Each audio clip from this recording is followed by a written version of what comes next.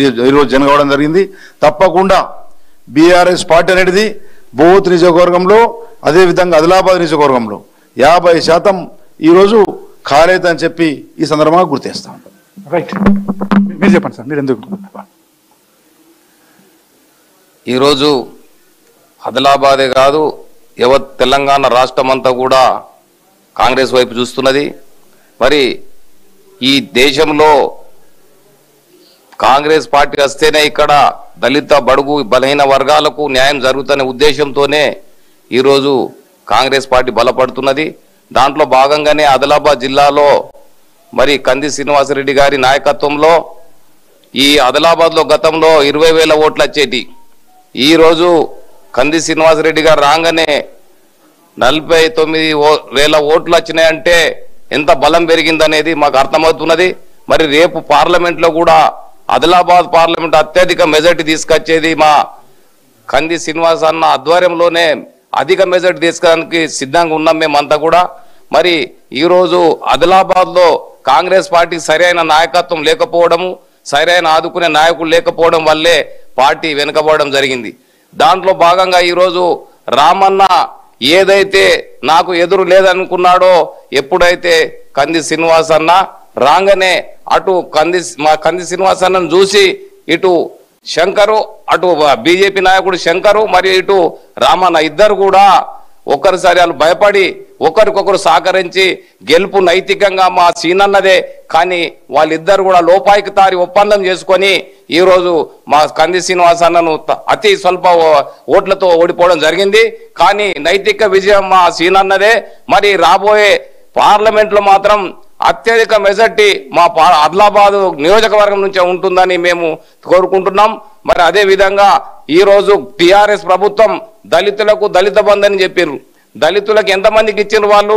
ఎక్కడ పోయినా ఊళ్ళో ఒక నియోజకవర్గం 10 మందికి ఇచ్చి ఏదో మన ప్రసాదం పంచితే ఎట్లనో దేవుని దగ్గర పోయి అట్లా పంచి నేను మొత్తం దళిత బంధు ఇచ్చి అని చెప్పుకున్నారు. ఏ స్కీములు పోయినా నామ మాత్రమైన ఒక 4గురికి ఇచ్చి పేపర్లో పబ్లిసిటీ చేసుకోవడంలో మాత్రమే టిఆర్ఎస్ ప్రభుత్వం బీఆర్ఎస్ ప్రభుత్వం ముందుండే. కానీ కాంగ్రెస్ ప్రభుత్వం ఇప్పుడు కాదు, స్వతంత్ర పోరాటం నుంచి మొదలుపెట్టినటువంటి కాంగ్రెస్ ప్రభుత్వం ఈ దళితుల బడుగుల వర్గాలకు చాలా న్యాయం చేసిన పార్టీ. కాబట్టి ఎక్కువ శాతం మా దళితులందరూ కూడా కాంగ్రెస్ వైపే ఉన్నారు.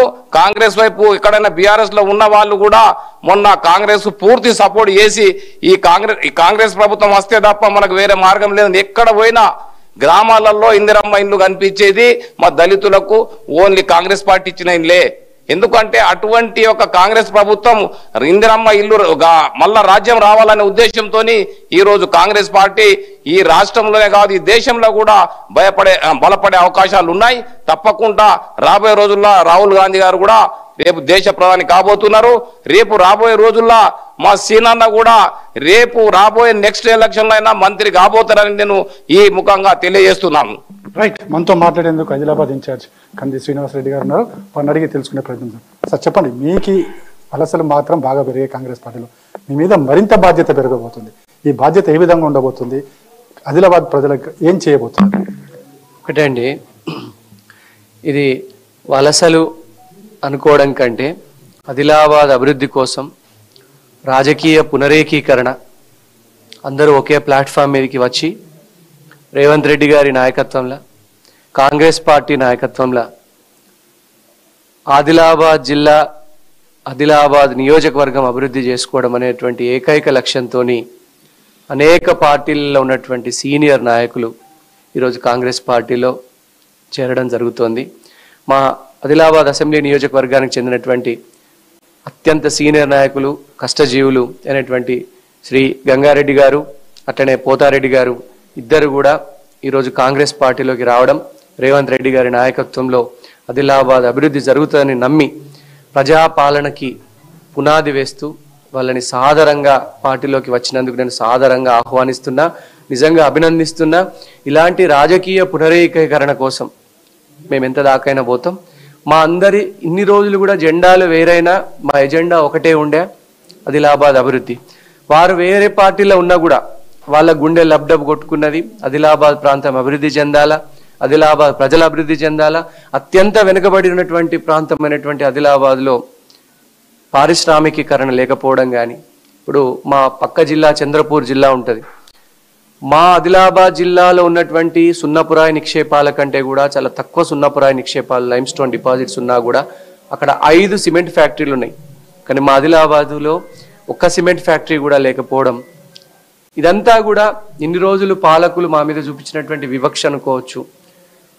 హైవేకి దగ్గరగా ఉన్నా కూడా, నేషనల్ హైవేకి ఆనుకొని ఉన్నటువంటి పట్టణంగా ఉండి, అపారమైనటువంటి జలవనరులు ఉండి, అపారమైనటువంటి ఖనిజ నిక్షేపాలు ఉన్నటువంటి మా ప్రాంతం, ఇన్ని సంవత్సరాలుగా వెనకపడేయబడ్డ ప్రాంతం, ఈ ప్రాంతాన్ని అభివృద్ధి చేసుకోవాలన్నటువంటి లక్ష్యంతో మా అన్న గంగారెడ్డి గారు, పోతారెడ్డి గారు కాంగ్రెస్ పార్టీలోకి రావడం చాలా మనస్ఫూర్తిగా అభినందిస్తున్నా.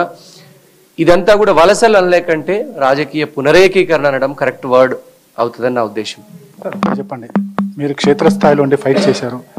అప్పుడు బీఆర్ఎస్ ప్రభుత్వం ఉండేది, ఇప్పుడు కాంగ్రెస్ ప్రభుత్వం వచ్చింది. ఈ రెండింటిలో తేడా, ఈ 45 days జర్నీలో తేడా ఏమైనా కనిపిస్తుంది? తేడా మీకు ప్రత్యక్షంగా కనిపిస్తున్నది. అప్పుడు ఒక దరఖాస్తు ప్రజల లోపల మా సమస్య వినగలిగేటువంటి మనిషి ఎవరైనా ఉన్నారా అని భూతద్దం బట్టి వెతికినా కూడా ఒక దరఖాస్తు తీసుకోవడానికి ఒక మనిషి ఉండకపోతుండే. ఇప్పుడు కాంగ్రెస్ పార్టీ ఇచ్చినటువంటి ఈ 50 రోజులలో మీరు చూస్తే ఒక్కొక్క మంత్రి చుట్టూ, ఒక్కొక్క ఎమ్మెల్యే చుట్టూ వేలాది దరఖాస్తులు. అంటే ప్రజలకి మేము ఉన్నాం, మేము విన్నాం, మీ సమస్యలు మాకు అర్థమవుతున్నాయి, వాటిని పరిష్కరించడానికి కృషి చేస్తాం అన్నటువంటి ప్రజల్లో ఒక భరోసా నింపేటువంటి ఒక గొప్ప కార్యక్రమం జరుగుతున్నది. అట్లనే ప్రజావాణి కావచ్చు, ఎప్పుడు ఉద్యమంలో కాలికి జెండా కట్టుకొని గజ్జె కట్టుకొని తిరిగినటువంటి కోదండరాం గారికి ఎమ్మెల్సీ ఇవ్వడం కానీ, ఈ ప్రభుత్వం విశాల దృక్పథంతో పనిచేస్తున్నది, విశాలమైన హృదయంతో పనిచేస్తున్నది.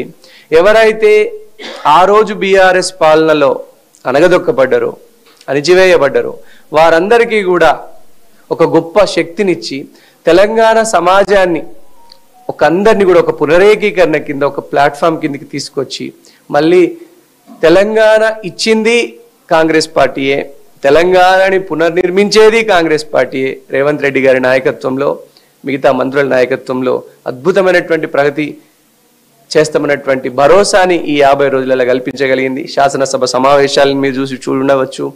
ఆ తర్వాత దావోస్లోకి వెళ్ళి దాదాపు 37,000 కోట్ల పెట్టుబడిని తీసుకురావడం కావచ్చు. ఆ తర్వాత మీరు నిజాయితీ గల ఆఫీసర్లని, సీఎంఓలో ఇంతవరకు ఒక బీసీ ఐఏఎస్ ఆఫీసర్, ఒక ఎస్సీ ఐఏఎస్ ఆఫీసర్ కూడా ఉండేది కాదు. ఇప్పుడు బీసీ ఐఏఎస్ ఆఫీసర్లు, ఎస్సీ ఐఏఎస్ ఆఫీసర్లు, ఎస్టీ ఐఏఎస్ ఆఫీసర్లు ముఖ్యమంత్రి కార్యాలయంలో బాధ్యతలు చేపట్టగలం. ఇది ఒక గొప్ప మార్పుకి నిదర్శనం. తప్పకుండా ఈ ప్రజాపాలన ఇట్లనే ఇంకొక 10 ఏళ్ళు కొనసాగుతుంది అన్నటువంటి పూర్తి నమ్మకం మాకుంది. రేవంత్ రెడ్డి అన్న గారిని ఇంకొకసారి ముఖ్యమంత్రి చేయడం అన్న ఏకైక లక్ష్యంతో, కాంగ్రెస్ పార్టీని అధికారంలోకి తీసుకురావాలన్నటువంటి లక్ష్యంతో, అటు వచ్చే పార్లమెంట్ ఎన్నికల్లో మా రాహుల్ గాంధీ గారిని ప్రధానమంత్రి చేయడం అన్నటువంటి ఏకైక లక్ష్యంతో మేమంతా పనిచేస్తాం. తప్పకుండా మా రాహుల్ గాంధీ గారిని ప్రధానిగా చూస్తామని, మేము గెలిపించుకుంటామన్నటువంటి నమ్మకం శ్రేణులలో, నాయకులలో, కార్యకర్తలలో ఉన్నది.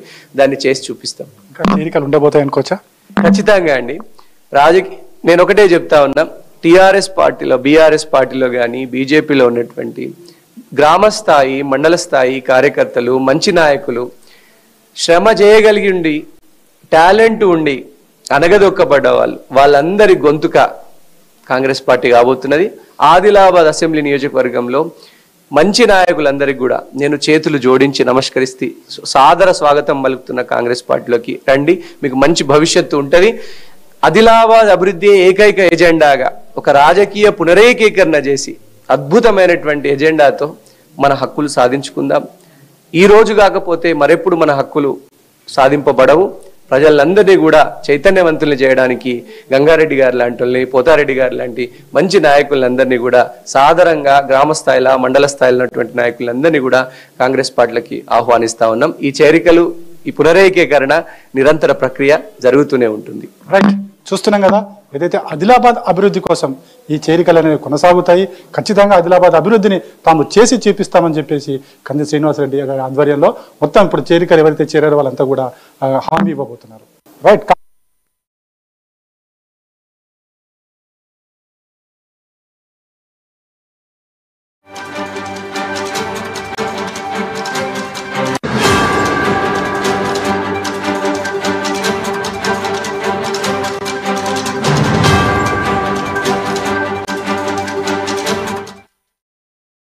బ్రేకింగ్ చూస్తున్నాం. ఆదిలాబాద్ లో బీఆర్ఎస్ పార్టీకి భారీ షాక్ తగిలింది. పార్టీకి చెందిన పలువురు కీలక నేతలు కాంగ్రెస్ లోకి చేరారు. ఆదిలాబాద్ కాంగ్రెస్ ఇన్ఛార్జ్ కంది శ్రీనివాసరెడ్డి ఆధ్వర్యంలో కాంగ్రెస్ పార్టీ తీర్థం పుచ్చుకున్నారు. జిల్లా అధికార ప్రతినిధి గంగారెడ్డి బాయిన్వార్, సీనియర్ నేత పోతారెడ్డి సహా పలువురు కాంగ్రెస్ పార్టీ కండువా కప్పుకున్నారు. ఇదే బాటలో మరికొందరు బీఆర్ఎస్ లీడర్లు సైతం ఉన్నట్లు తెలుస్తోంది. కాంగ్రెస్ తోనే ఆదిలాబాద్ జిల్లా అభివృద్ధి సాధ్యమని వారు విశ్వాసం వ్యక్తం చేస్తున్నారు. కంది శ్రీనివాసరెడ్డి నాయకత్వాన్ని బలపరుస్తున్నారు.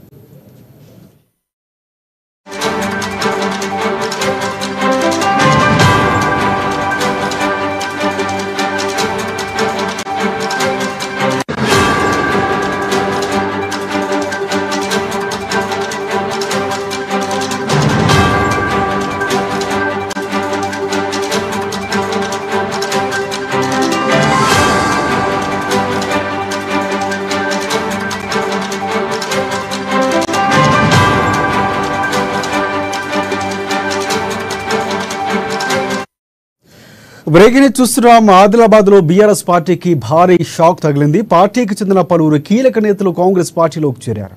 ఆదిలాబాద్ కాంగ్రెస్ పార్టీ ఇన్ఛార్జ్ కంది శ్రీనివాసరెడ్డి ఆధ్వర్యంలో కాంగ్రెస్ పార్టీ తీర్థం పుచ్చుకున్నారు. జిల్లా అధికార ప్రతినిధి గంగారెడ్డి బాయిన్వార్, సీనియర్ నేత పోతారెడ్డి సహా పలువురు కాంగ్రెస్ పార్టీ కండువా కప్పుకున్నారు. ఇక ఇదే బాటలో మరికొందరు సైతం బీఆర్ఎస్ పార్టీ లీడర్లు ఉన్నట్లు తెలుస్తోంది. కాంగ్రెస్ తోనే ఆదిలాబాద్ జిల్లా అభివృద్ధి సాధ్యమని వారు విశ్వాసం వ్యక్తం చేస్తున్నారు. కంది శ్రీనివాసరెడ్డి నాయకత్వాన్ని బలపరుస్తున్నారు.